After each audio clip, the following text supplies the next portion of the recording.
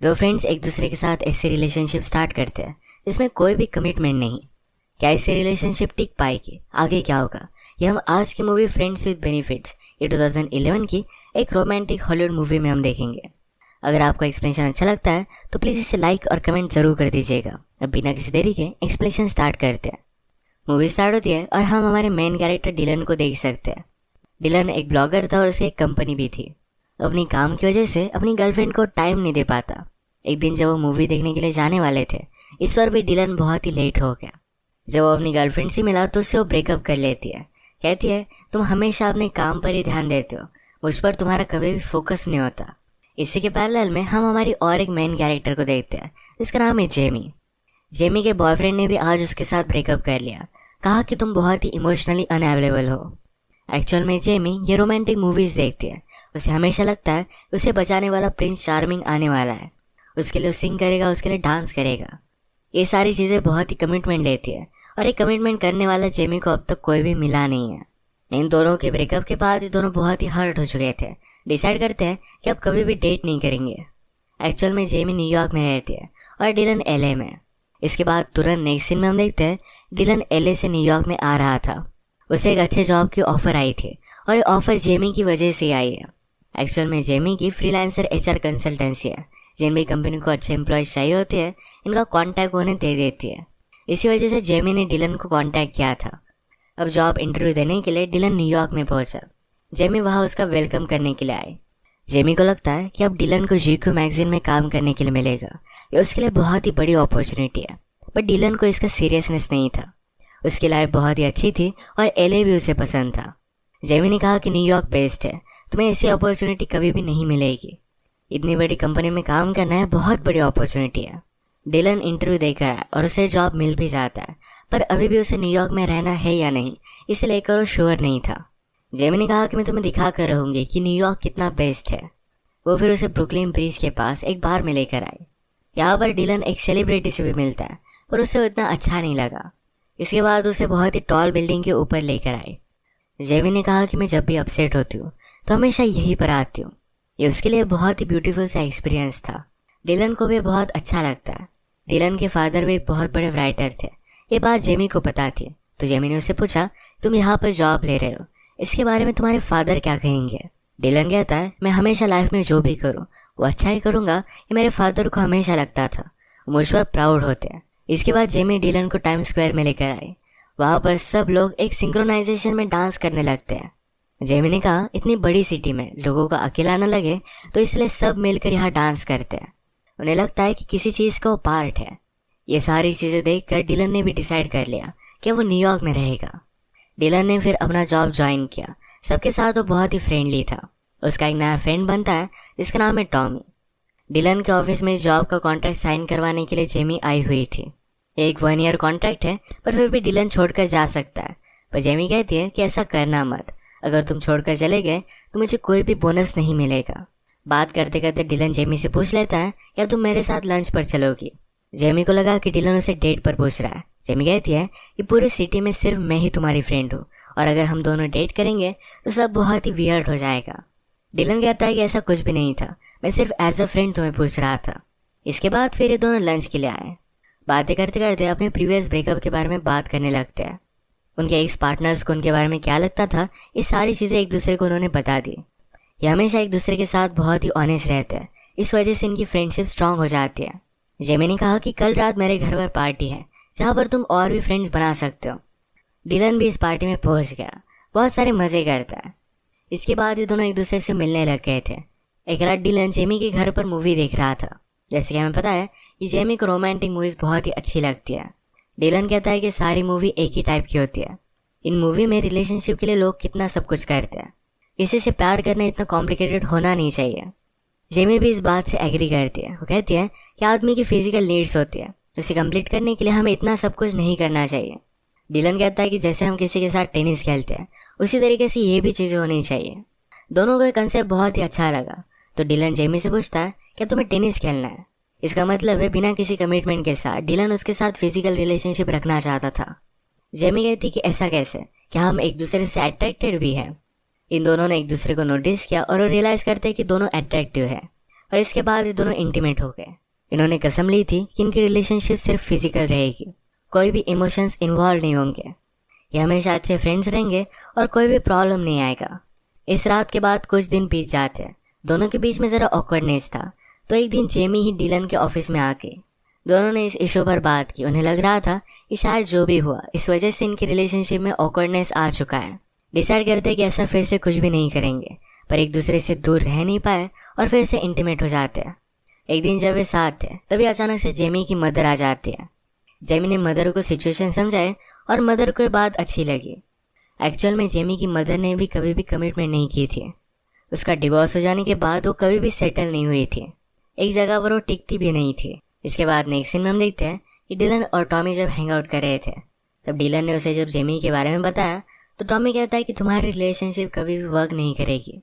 लड़कियों का इन सब चीज़ों को देखने का नज़रिया बहुत ही अलग होता है। वो तुमसे कुछ भी कहे पर वो कुछ अलग चीज़ ही चाहती होगी। अब ज़रा टाइम गुजर चुका था तो एक दिन जेमी रियलाइज़ करती है कि उसे फिर से डेट पर जाना है। वो एक सीरियस रिलेशनशिप चाहती थी। डिलन कहता है कि ठीक है, ये अरेंजमेंट तोड़ने के लिए रेडी था। इसके बाद दोनों पार्क में आए और उसने कहा कि मैं उस लड़की को डेट कर सकता हूँ।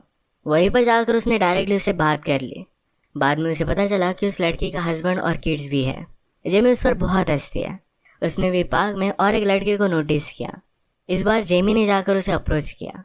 वो एक डॉक्टर था और जेमी उसके साथ डेट पर जाने वाली थी। वो दोनों फर्स्ट डेट पर गए। एक दूसरे को बहुत ही अच्छे लगते हैं।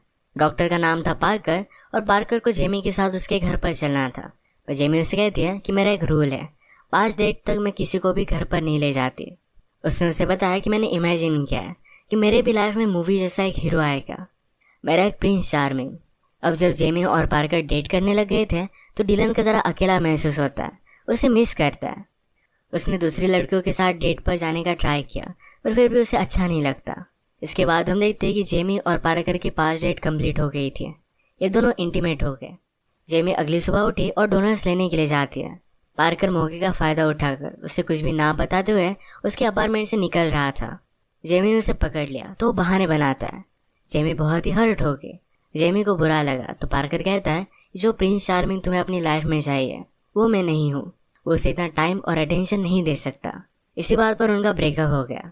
ये सब बात जब जेमी डिलन को बताती है, डिलन कहता है कि उसे भूल जाओ, वो बहुत ही घटिया आदमी था।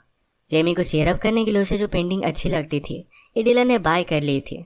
जेमी को ये पेंटिंग बहुत अच्छी लगी। जब वो घर पर आए तो उसकी मदर अचानक से फिर से चली गई थी। हॉलीडे था तो जेमी और उसकी मदर एक साथ टाइम स्पेंड करने वाले थे। जेमी को बहुत ही बुरा लगता है। डिलन को जब ये बात पता चली तो कहता है तुम मेरे साथ मेरे घर पर आ सकते हो, वैसे भी तुम घर पर बहुत ज़्यादा बोर हो जाओगी। उसने डायरेक्टली टिकट बुक कर ले और उसे घर पर लेकर आता है। डिलन के घर पर उसके फादर के साथ उसकी सिस्टर भी रहती है। ये सब एक दूसरे से इंट्रोड्यूस हुए। डिलन के फादर और उसकी सिस्टर एनी को जेमी बहुत अच्छी लगती है। यहाँ में पता चलता है कि डिलन के फादर को अल्जाइमर था, इस वजह से सारी चीज़ें वो भूल जाते थे। वो बहुत ही ज़्यादा एम्बैरेसिंग चीज़ें करते थे। वो अब जो भी चीज़ें करते हैं, कभी कभी अपनी पैंट पहनना भी भूल जाते हैं। ये सब चीज़ें डिलन को ज़रा अनकंफर्टेबल लगती है, वो इससे एम्बैरेस्ड हो जाता है। स्लोली जेमी और एनी ये दोनों बॉन्ड करने लग गई थी। रात में जेमी के रूम में डिलन आ गया। उसके साथ ही रात बिताना चाहता था तो जेमी उसे मना कर देती है, तो दोनों वहीं पर हैंग आउट करने लग गए। एक दूसरे के साथ टाइम स्पेंड करना इन्हें बहुत ही अच्छा लगता है। तो डिलन ने कहा तुम मेरी लाइफ में आई, मुझे बहुत अच्छा लगा। जेमी कहती कि तुम भी मेरे लिए बहुत ही स्पेशल हो। ये बात करते करते दूसरे के साथ इंटीमेट हो जाते हैं। रात में जब डिलन जेमी के रूम से बाहर निकल कर अपने रूम में गया तब एनी ने बात नोटिस की थी। अगली रात डिनर करते वक्त डिलन के फादर को अचानक से अपनी वाइफ की याद आ गई। उनको ऑलरेडी डिवोर्स हो चुका था तो इस बात से उसके फादर बहुत ही अपसेट हो गए। डिलन को ये चीज़ बहुत ही एम्बैरेसिंग लगी थी। इसके बाद नेक्स्ट डे जब डिलन जेमी को सिटी दिखाने के लिए लेकर गया तो हॉलीवुड साइन पर बैठ जाते हैं। डिलन डर रहा था पर जेमी उसे ज़बरदस्ती लेकर गई। उसे कहते कि तुम्हें अपने फादर को लेकर एम्बैरेस नहीं होना चाहिए। लोगों ने क्या समझते हैं, ये चीज़ इतनी ज़्यादा मैटर नहीं करती। वो तुम्हारे फादर हैं और तुम्हें उन्हीं नज़रों से उन्हें देखना चाहिए। डिलन को ये भी बात सही लगी।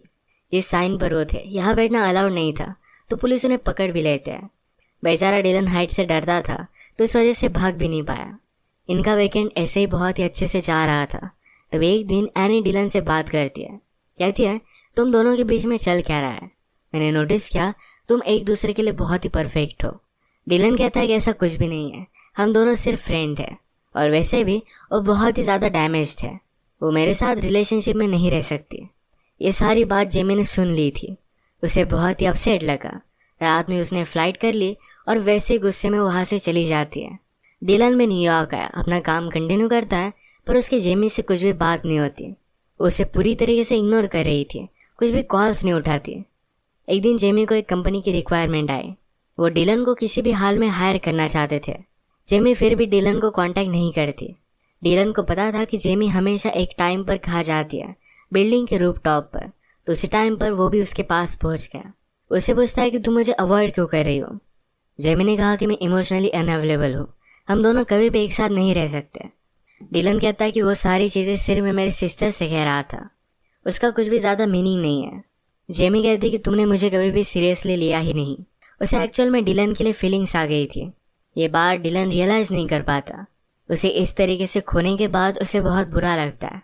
जेमी को अच्छी लगने वाली रोमांटिक मूवीज जो उसे अच्छी नहीं लगती थी, ये भी उसे मिस करते हुए देख रहा था।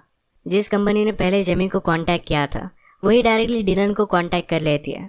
डिलन जाकर उसके साथ मीटिंग कराया, तो जेमी को बात पता चलने के बाद उसे कन्फ्रंट करने के लिए उसके पास पहुंच गई। उसे कहती है तुम्हारा कॉन्ट्रैक्ट है, तुम इस तरीके से छोड़कर नहीं जा सकते। डिलन कहता है कि मैंने सिर्फ एक ही मीटिंग की थी, पर अगर सचमुच में जॉब छोड़कर जा रहा हूँगा तो मैं तुम्हारा बोनस का चेक में लिख कर जाऊँगा। फिर से इन दोनों का झगड़ा हो जाता है। हम देखते हैं कि एनी को ज़रा बाहर जाना था, तो कुछ दिनों के लिए डिलन के फादर उसके पास आकर रहने वाले थे। जेमी की मदर भी अब वापस आ गई थी। एक दिन जब हैंग आउट कर रहे थे तो सारी सिचुएशन देख कर कहती है तुम सिर्फ डरती हो, मेरी मिस्टेक्स फिर से रिपीट नहीं करना चाहती। तुम जो ये सब बात कहती हो तुम्हें प्रिंस चार्मिंग चाहिए, मूवी जैसा एक हीरो चाहिए, पर एक्चुअल में तुम ये सब चीज़ें नहीं चाहती। तुम्हें एक स्ट्रॉन्ग पार्टनर चाहिए जो तुम्हारे साथ पूरे वर्ल्ड पर कब्जा कर सके। मदर को भी लगता था कि डिलन उसके लिए परफेक्ट है। नेक्स्ट सीन में डिलन के फादर उसके पास पहुंच गए थे। एयरपोर्ट पर लंच करते हैं तभी उसके फादर ने अपनी पैंट निकाल कर बाजू में रख दी। इस बात से पहले वो एम्बैरेस्ड हो जाता, पर जेमी ने उसे जैसा कहा था कि अपने फादर से तुम्हें एम्बैरेस नहीं होना चाहिए, तो डिलन ने वैसा ही किया। उसने भी अपनी पैंट निकाल दी, अपने फादर के साथ लंच करता। लोग क्या कहेंगे इसका उसे फ़र्क नहीं पड़ता। लंच करते हुए उसके फादर अचानक से किसी लड़की का नाम लेने लग गए। डिलन कहता है कि वो लड़की कौन थी। फादर ने कहा कि मैं जब यंग था तब वो मुझे मिली थी, वो मेरी लाइफ का प्यार थी, मैं कभी भी उसे भुला नहीं पाया। शायद उसी वजह से तुम्हारी मदर ने मुझसे डिवोर्स ले लिया। फादर पहले ये सब बात नहीं कर सकते थे, पर वो कहते हैं ये लाइफ बहुत ही ज़्यादा शॉर्ट है, तुम्हें इस तरीके से उसे वेस्ट नहीं करना चाहिए। ये सुनकर डिलन ने रियलाइज़ किया कि वो कितना जेमी से प्यार करता है। वो डायरेक्टली जेमी से मिलने के लिए निकल पड़ा। जेमी आज रात उसकी मदर के साथ कहीं जाने वाली थी, पर उसकी मदर वहाँ पहुँचती नहीं। डिलन जेमी की मदर के साथ बात की थी और वो वहाँ पर पहुँच जाता है। अचानक से जेमी के आसपास के सारे लोग डांस करने लग गए। उसने डिलन को नोटिस किया। ये उसे जेमी को जिस तरीके से मूवीज़ अच्छी लगती है वैसे ही किया था। वो कहता है कि मैंने तुम्हें बहुत ही मिस किया, मुझे मेरा फ्रेंड वापस चाहिए, मैं तुमसे बहुत ही ज़्यादा प्यार करता हूँ। जेमी कहती कि मुझे सब लोगों के सामने किस करो, और डिलन ने भी यही किया। इसी के साथ इनकी एक स्ट्रॉन्ग रिलेशनशिप स्टार्ट हुई। अगर आपको वीडियो अच्छा लगा तो प्लीज़ इस लाइक और कमेंट ज़रूर कर दीजिएगा। मैं बहुत सारी मूवीज़ लेकर आता रहता हूँ, तो प्लीज़ चैनल को सब्सक्राइब कर दीजिए और बेल नोटिफिकेशन आइकन दबाना मत भूलिएगा।